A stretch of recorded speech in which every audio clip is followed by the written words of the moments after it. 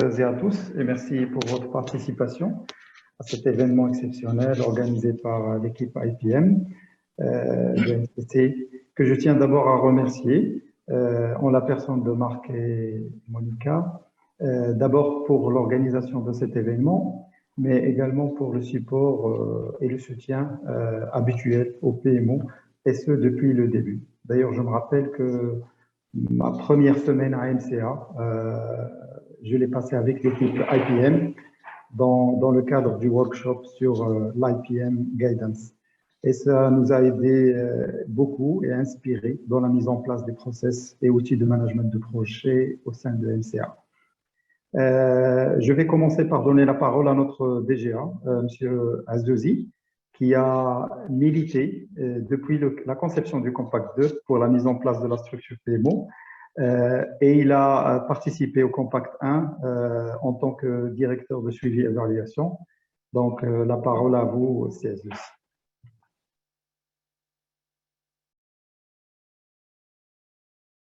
Alors, merci beaucoup, Monsieur Youssef, merci Marc, merci Monica, merci à l'équipe MCC. C'est un grand plaisir d'être parmi vous aujourd'hui et de participer à cet événement. Je pense que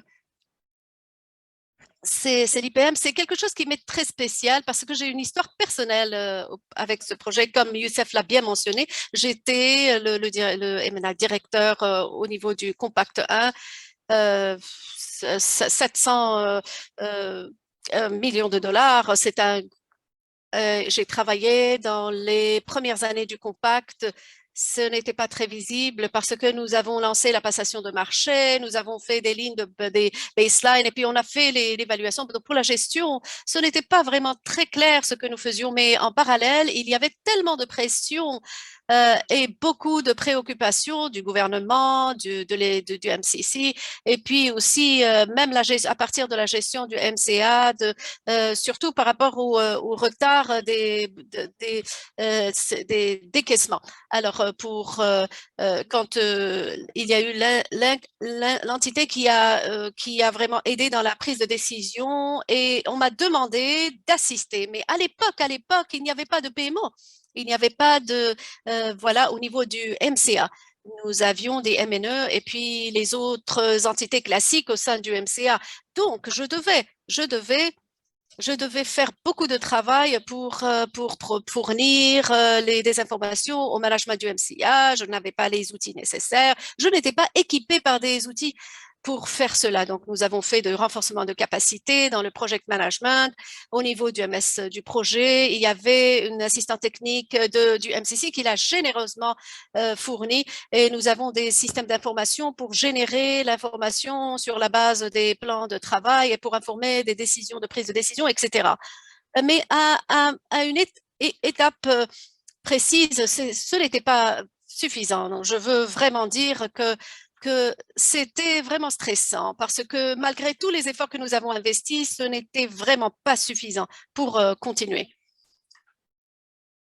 Même si le directeur de projet, les projets étaient experts dans leur domaine, il y avait un déficit dans le domaine de la gestion de projet. Alors, la planification était quelque chose dont il n'était pas très familier.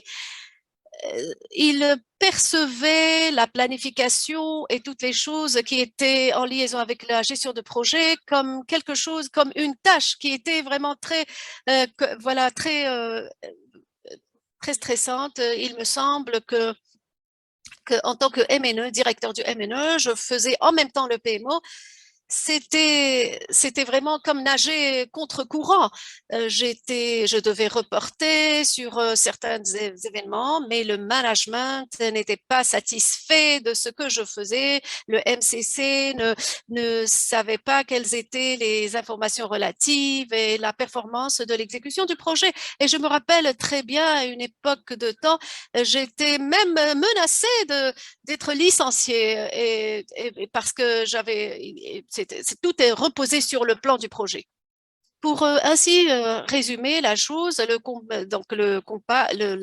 il y avait beaucoup de choses négatives à gérer. à l'époque, je suis arrivée à la conclusion que quelque chose devait être remédié, qu'il y avait des choses qui n'allaient pas vraiment dans le bon sens.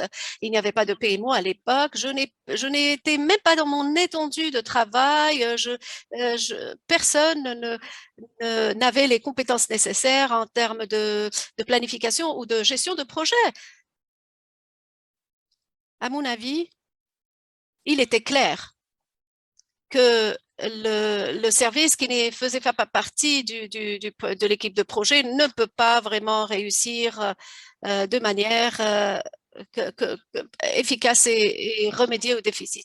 Alors, quand nous avons commencé à faire la conception du compact numéro 2, j'ai été nommé comme étant le vice-coordinateur national, coordonnateur général, et puis je me suis vraiment engagée de pouvoir rebondir sur la chance qui m'était donnée et sur beaucoup d'aspects, j'ai décidé de pouvoir regarder les aspects de mes nouvelles responsabilités.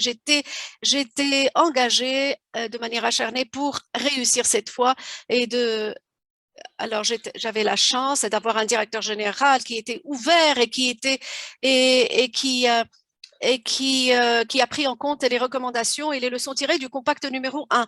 Et nous avons commencé à discuter de l'organigramme et puis on a réalisé qu'il fallait allouer toutes les ressources nécessaires pour mener cette mission à bon terme et informer sur les prises de décision, informer les MCC pour être un bon communicateur et puis et communiquer de manière efficace auprès de nos partenaires. Et voilà, ce qui va être présenté par Monsieur Youssef va vous prouver que nous avons fait beaucoup de progrès en la matière. Je suis très heureux de pouvoir partager avec vous ce que nous avons accompli jusqu'alors. J'ai le plaisir de pouvoir partager, le MCA a le plaisir de pouvoir partager le leçon tiré. J'espère que vous sera utile et va rester disponible pour tout soutien ultérieur ou pour tout soutien requis par le MCA pour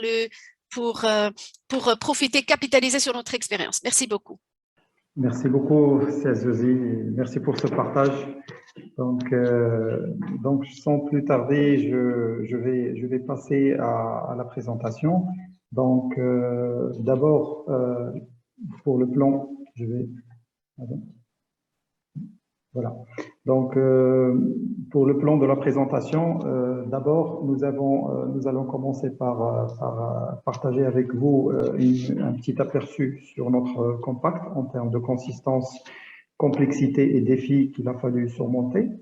Ensuite, je vais présenter la démarche que nous avons adoptée pour la mise en place du PMO et sa structure organisationnelle et son offre de service. Et enfin, nous allons terminer avec les principales leçons apprises. Donc, pour l'aperçu sur le compact, c'est le deuxième compact pour le Maroc, doté d'un budget de 460 millions de dollars, auquel s'ajoute une contribution du gouvernement marocain. Normalement, on devait terminer le 30 juin 2022, mais avec l'impact du Covid, nous avons pu bénéficier d'une extension de 9 mois. Donc, la nouvelle date de fin, c'est le 31 mars 2023. Donc, le compact finance 6 activités. Je cite parmi eux l'éducation secondaire, la formation professionnelle, l'emploi, l'aménagement et le développement de sites industriels et les activités de gouvernance foncière et du foncier rural. Donc, maintenant, on va parler un peu de la spécificité et la complexité de ce compact. En effet, il s'agit de 6 projets diversifiés couvrant les domaines de construction, réhabilitation, réforme de politique publique, système d'information, acquisition d'équipements et le consulting. S'ajoute à cela la contrainte du délai, qui est 5 ans, les exigences du bailleur de fonds en termes de guidelines rigoureux à respecter, des besoins en information en temps réel, des demandes de déboursement trimestriels et la coordination avec les équipes MCC. Il y a également le facteur géographique des chantiers répartis sur tout le territoire marocain, comme vous voyez sur la carte, et un nombre important de contrats à gérer, plus de 600 contrats. S'ajoute à cela la multitude de parties prenantes, des départements ministériaux, des établissements publics, des régions, des communes et des aménageurs. Donc, devant cette complexité, il a fallu trouver des réponses à la question comment faire. Comment faire pour réussir les projets en respectant les contraintes du délai de 5 ans?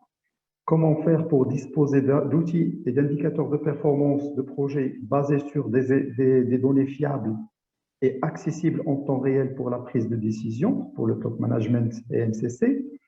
Et comment répondre aux exigences du bailleur de fonds? Donc, pour apporter des réponses à toutes ces questions, il a été évident que pour MCA, il a fallu mettre en place la structure PMO. Donc, pour l'implémentation de cette structure, nous avons adopté une démarche qui est la suivante.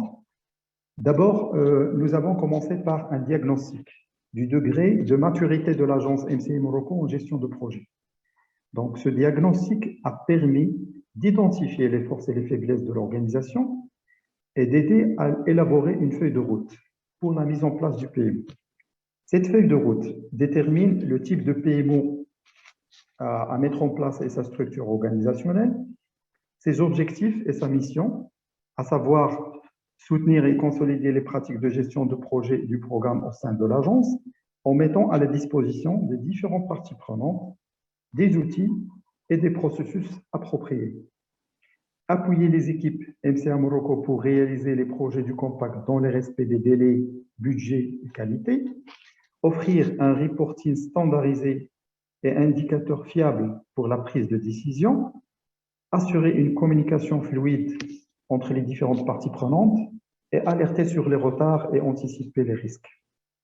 Donc, cette feuille de route a défini également la clientèle destinataire des services du PMO, les rôles et les responsabilités de chaque intervenant qui interagisse avec les PMO, les mécanismes de coordination et de gouvernance à travers les comités de suivi, et enfin, définir une offre de service PMO. Cette offre de service qui peut être résumée dans l'établissement des outils et des processus de gestion de projet, l'appui au contrôle des projets et le suivi consolidé des programmes et l'accompagnement et le coaching des formations des équipes projets sur les différents outils. Donc, maintenant, nous allons discuter un petit peu le type de PMO choisi par MCA Morocco et sa structure organisationnelle. Donc, comme vous le savez, il existe 3 types de PMO. Il y a le supportif PMO. Il apporte simplement un soutien à l'organisation et au projet en leur fournissant des outils, des templates et des bonnes pratiques. Il exerce un niveau très bas de contrôle. Le deuxième type, c'est le controlling PMO. Il exerce un contrôle moyen sur les projets, ce qui signifie que le premier PMO, type de PMO, il offre des templates et des bonnes pratiques, mais le controlling PMO, il s'assure que les templates et les directives en matière de gestion de projet sont suivis, adoptés et utilisés par les équipes, sans interférer dans la gestion de projet, mais seulement s'assurer de la conformité aux bonnes pratiques et prévenir le top management. Ils doivent valider et enregistrer également la planification de référence, les baseline planning. Pour le troisième type de PMO, c'est le directive PMO. Il exerce un contrôle ultime sur l'exécution réelle du projet. Il se charge de la gestion de projet lui-même.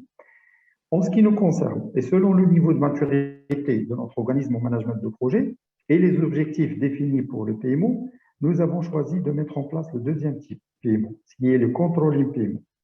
Mais avec quelques adaptations, par exemple, notre PMO assure, à travers ses planificateurs, la planification des contrats sur MS Project, en concertation avec les managers des contrats.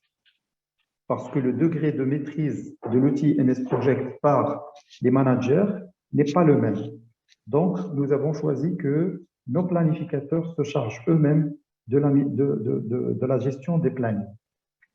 D'ailleurs, pour le choix de la structure organisationnelle du PMO, nous avons choisi de le rattacher à la direction générale avec un responsable PMO sur sa tête et qui gère plusieurs planificateurs déployés au niveau des différents projets et activités. Il faut faire attention ici, dans cette structure, c'est que le fait que les planificateurs sont intégrés au niveau des différentes activités, ça ne veut pas dire qu'ils dépendent hiérarchiquement de ces activités, ils dépendent hiérarchiquement du PMO, de la structure PMO, mais ils sont intégrés avec les équipes projet.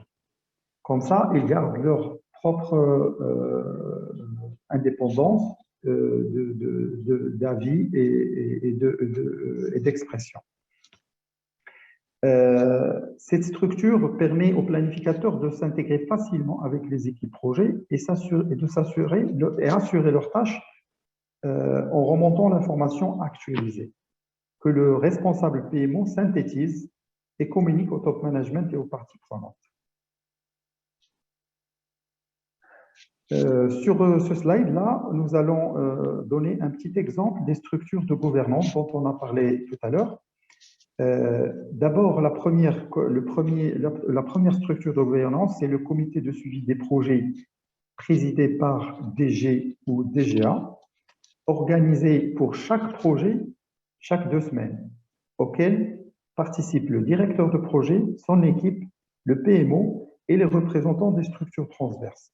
Ce comité il a une durée d'1 heure et son objectif, c'est de suivre les objectifs de déboursement trimestriel et traiter les risques, les problèmes, les points en suspens et les actions à entreprendre. Pour le deuxième comité, c'est le comité de suivi des projets infra. Il est présidé par le directeur infra MCA et organisé et animé par chaque bureau d'études chaque 2 semaines, auquel participent le directeur infra MCC, les managers infra MCA concernés, le PMO et le représentant des structures transverses.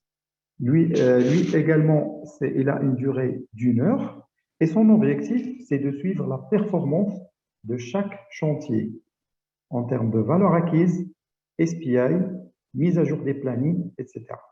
Et on traite également les points en suspens, les risques, les problèmes de chantier et les différents aspects de gestion de projet.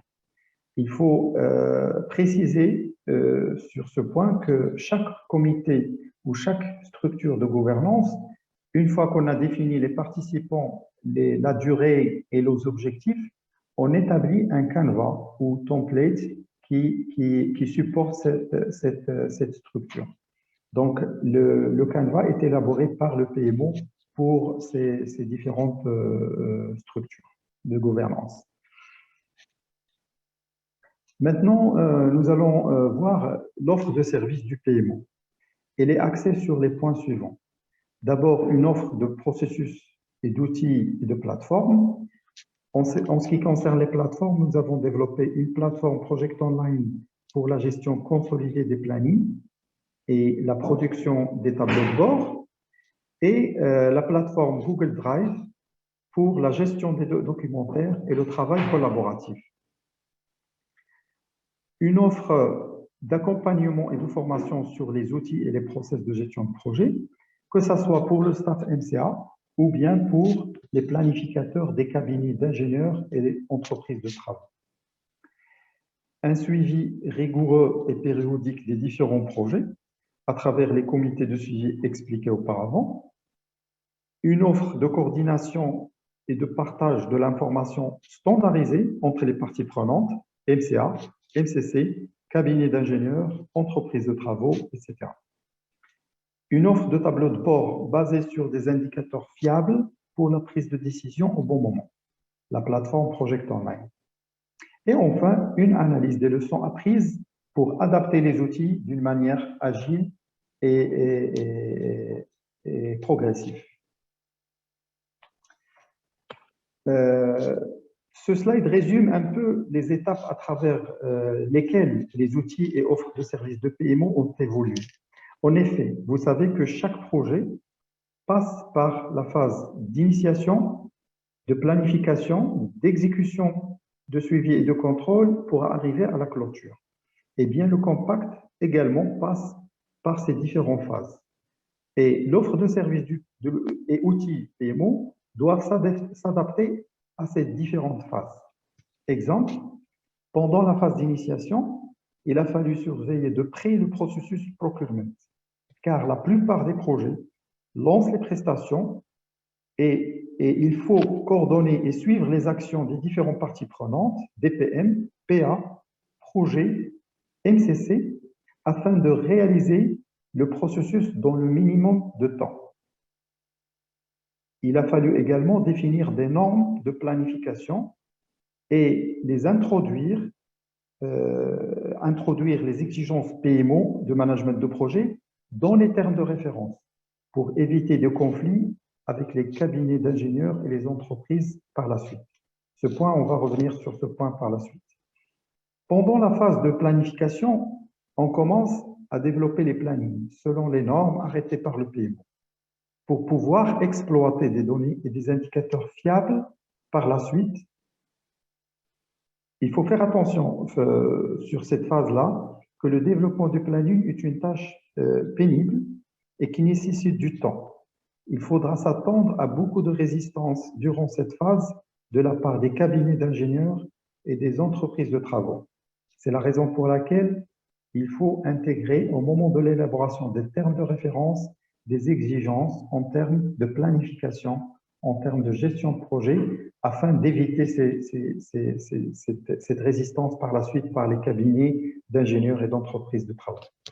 Pendant la phase d'exécution et de suivi contrôle, on commence à exploiter les résultats de la bonne planification.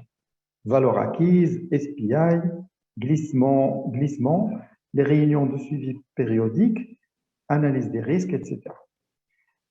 Durant cette phase, il faut faire attention que le PMO doit veiller au respect de la périodicité de la mise à jour des plannings pour disposer d'informations actualisées et fiables et afin de pouvoir alerter à temps sur les risques de glissement et la cadence des travaux. Pendant la phase de clôture, le PMO se concentre sur la clôture des projets et l'audit de l'archivage documentaire, sachant que la gestion de la plateforme documentaire et les règles de codification des documents doivent démarrer dès la phase d'initiation afin de faciliter ces tâches pour tout le staff.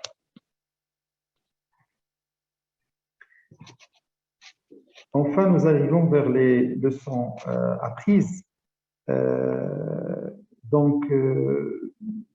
On peut les résumer sur le slide suivant. Donc, d'abord, le premier et le plus important, c'est de mettre en place la structure PMO en premier, de préférence au démarrage du compact, afin de réduire la résistance au changement, car en absence de processus et d'outils, les utilisateurs vont utiliser leurs propres outils et par la suite, ça sera difficile de proposer une autre façon de faire. Ensuite, il faut rattacher la structure PMO à la direction générale afin de bénéficier de l'appui et de la notoriété de cette dernière. L'une des formes d'appui du PMO par le top management, c'est que le top management doit veiller à l'utilisation systématique des outils PMO pour la prise de décision et la communication avec toutes les parties prenantes. D'ailleurs, nous suggérons également d'ériger la structure au rang de direction, comme les directions transverses. La troisième leçon apprise, il est important également de bien choisir le type de PMO, selon le niveau de maturité de l'organisme en gestion de projet, mais également le recrutement de bonnes ressources PMO qualifiées et expérimentées. L'accompagnement et la formation des équipes projet dans le management de projet est très important. Ça permet de hausser le niveau de maturité de l'organisme en management de projet et de faciliter la communication, car on parlera par la suite le même langage, valeurs acquises, SPI, analyse des risques, etc. Et pourquoi pas ne pas motiver les équipes par une formation certifiante. Ça va les motiver à suivre les formations en management de projet et d'être motivés pour apprendre le management de projet. La quatrième leçon apprise, c'est d'introduire progressivement les outils, donc, et commencer par ceux qui vont permettre de célébrer les quick wins. Donc, il faut commencer par les outils simples et qui permettent d'avoir une valeur ajoutée rapide. Comme ça, on gagne l'adhésion des équipes et l'adhésion des utilisateurs. Instaurer un suivi particulier du processus de passation de marché dès le départ, car c'est un processus qui peut consommer beaucoup de temps et constitue un risque pour les délais. Ça nous est arrivé dans ce compact, c'est qu'on a perdu beaucoup de temps dans le processus de passation de marché au départ, alors qu'il fallait juste suivre ce processus de près et coordonner les interactions des uns et des autres pour gagner beaucoup de temps. Enfin, il faut intégrer les exigences du PMO au niveau des termes de référence. Je l'ai dit tout à l'heure et je le redis dans cette leçon apprise parce qu'on a eu des problèmes avec les cabinets d'ingénieurs et les cabinets les entreprises de travaux. Lorsqu'on arrive à la partie gestion de projet et planification, si ces aspects-là ne sont pas introduits et exigés au niveau des termes de référence, il y aura beaucoup de réticence à ce sujet. Et voilà, donc je pense que j'ai fait le tour des différents aspects de cette présentation. Donc, j'espère que je n'ai pas dépassé les 20 minutes, Monica. Donc, c'est à vous la parole.